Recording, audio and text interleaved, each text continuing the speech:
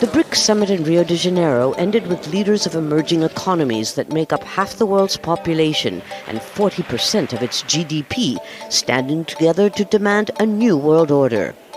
BRICS is convinced that we don't want a world under tutelage. We don't want any more Cold War.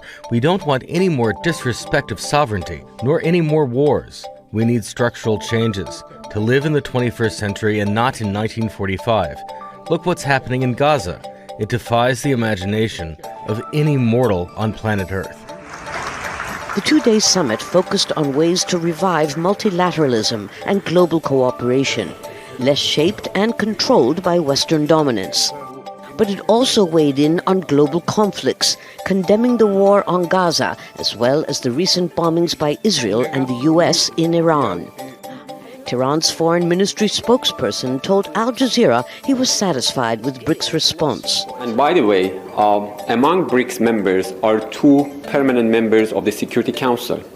The level of support that we have received from across the globe, from many countries, including, in particular, from the countries of the region.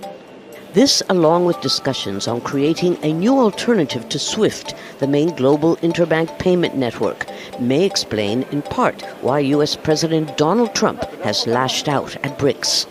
The U.S. president is now threatening to slap a 10% tariff on any country without exception, he says, that aligns itself with what he calls the anti-American policies of BRICS, even though the forum or the majority of its members dismiss the label of anti-American.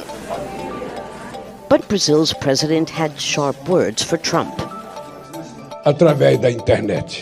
I think it's irresponsible for a head of state of a country the size of the U.S. to threaten the world via the internet. It's wrong.